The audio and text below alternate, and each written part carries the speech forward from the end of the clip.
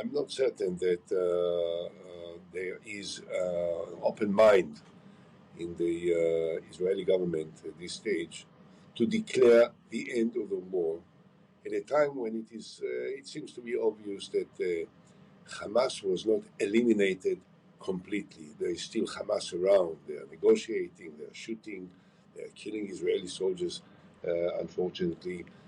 So I think that Netanyahu wants to go on with this indefinitely, maybe, and as a result, we may unfortunately lose another group of hostages, or the 65 which are still held by Hamas.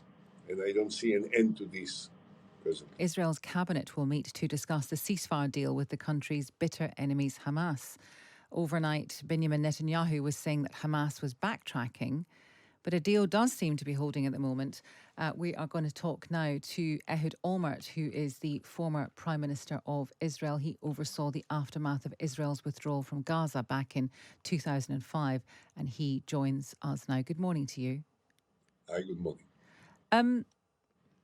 How optimistic are you that this will go beyond stage 1, stage 2, stage 3 and beyond? I suppose I mean in terms of what happens next, in terms of Hamas not re-emerging, in terms of Israel continuing to hold to their own agreements. I suppose I just want to get a sense of how you're feeling this morning about it all. I feel, on the one hand, I'm very happy that hopefully we will have 33 hostages back in Israel through the next few weeks.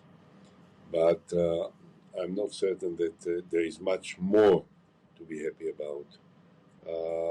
I thought from the beginning that this should have been a comprehensive agreement that will end the war right now and will bring all the hostages back right now. I'm not certain that there is an open mind in the Israeli government at this stage to declare the end of the war at a time when it seems to be obvious that Hamas was not eliminated completely. There is still Hamas around. They are negotiating, they are shooting, they are killing Israeli soldiers, unfortunately.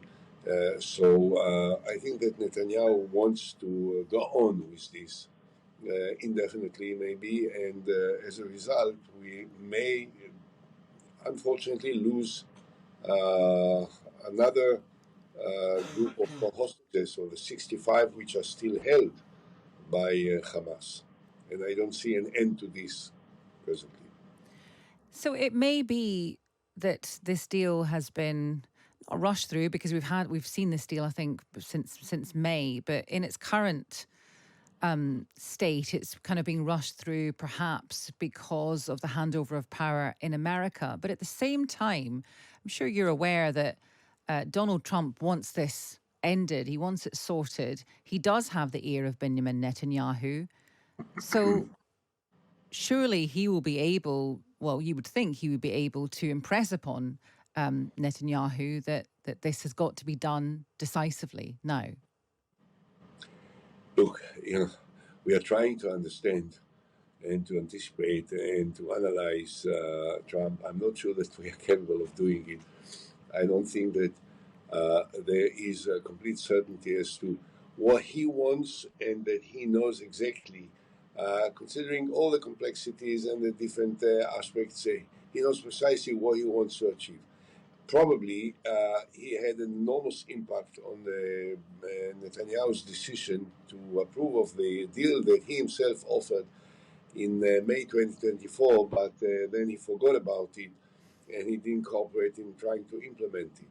So that seems to be apparent that Trump, through one of his assistants that visited Netanyahu at the end of last week, told him in no unclear terms, just do it. And Netanyahu is, at this point, is unable, now that he has burned all of his potential contacts with the Democrats in America. He has got no one else to turn to but to President Trump. So, yes, Trump seems to have more potential power of persuasion with Netanyahu than perhaps President Biden had before him. And the question is, how will he use it? If he will use it in the most decisive and somewhat even aggressive manner that he has manifested up until now, then maybe there will be another phase for this agreement. But I think, we'll be very careful not to try and predict the most unpredictable person. Yes. Finally, I just wanted to ask you, in your capacity, because as former Prime Minister of Israel, you oversaw the aftermath of Israel's withdrawal from Gaza in 2005. What needs to happen this time when it comes to Israel withdrawing from Gaza? We have to withdraw from Gaza completely. There is no question about it. Gaza is not part of the state of Israel. Gaza is inhabited by close to 3 million Palestinians that want to exercise their rights for self-determination as part of a comprehensive political solution together with the West Bank. And just recently, I have presented a comprehensive plan for peace on the basis of two states between Israel and the Palestinians back when I was Prime Minister in 2008. Unfortunately, at that time, the leader of the Palestinian Authority, Dr. Mahmoud Abbas, failed to accept it and to sign an agreement which may have changed entirely the lives of millions of people in our part of the world. Now I have started again together with Dr. Nasser Al-Kidwa, the former foreign minister of the Palestinian Authority and the ambassador to the United Nations of the Palestinian Authority. And together we published jointly a signed proposal that offers movement on three different fronts. One is the ending the war in Gaza, with completely, with of course the return of all the hostages, the release of Palestinian prisoners, and the establishment of a new government, a new leadership to Gaza, which will take over from the Hamas that seems to have lost all the basis of its power, the administration power in Gaza. And we have to have a security force that will prevent any further attacks from Gaza to Israel. Then we have to move towards negotiations with the Palestinian Authority on a two-state solution, and also changing the status of the old city of Jerusalem, which will have to be administered by a trust of 5 nations that will see to it that there will not be any exclusive political sovereignty for one side, Right. in order to provide the basis for a kind of an agreement that can bring an end to the historic conflict between us and them. Well, that is very comprehensive indeed. Thank you so much for talking to us. That is Ehud Olmert. He is the former Prime Minister of Israel. We're going to have a quick word now with the Times' correspondent Richard Spencer. Richard, is there a feeling that what might be holding this up right now? Because Benjamin Netanyahu said that Hamas were backtracking, and Ehud Olmert seems to be suggesting that it's perhaps in Netanyahu's interests to stall this a little bit.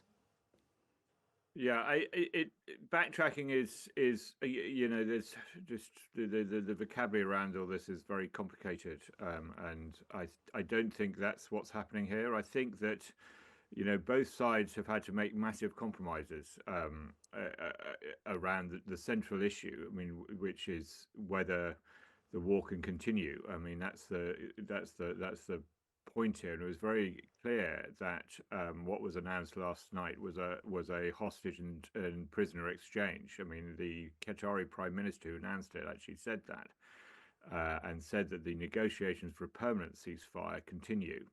That sounds contradictory, but all that's been agreed is that there should be a ceasefire.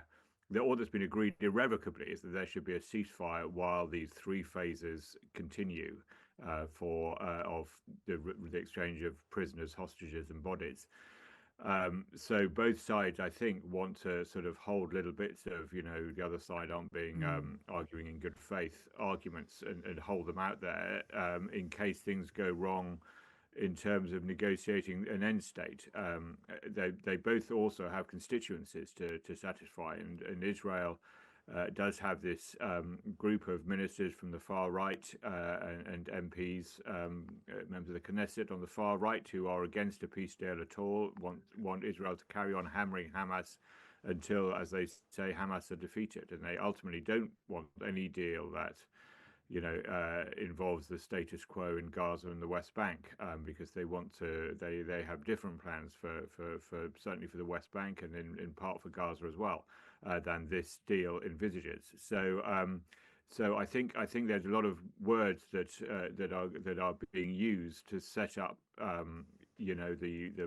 set the way for negotiating positions for what still remains to be negotiated. Richard, thank you very much for that. That is Richard Spencer. He is the Times correspondent. It seems to be very much, there are a lot of moving parts to this. There are three phases to this. And all the stuff, the really important future stuff that Ehud Olmert was talking about, we don't know how much that's been addressed at this point. The two-state solution, security force, who's going to govern Gaza, all of that presumably is being discussed. But the most important thing, I suppose, is that the Gazans want to go back home and rebuild, and the hostage families want their people back. It's as simple as that. And that has to be we have to look at it in quite a short-term way a little bit, don't you? I think that's right. The short-term joy on the front of the Times is very convincing. But as a listener, just listening over the course of this morning, I feel very much less than optimistic that there's any plans to do anything more significant. Netanyahu doesn't believe in a two-state solution. Trump doesn't really believe in a two-state solution. Many people in Gaza don't believe in a two-state solution. So how likely is one actually to happen? But you heard there from the former Prime Minister of Israel who believes that it could do.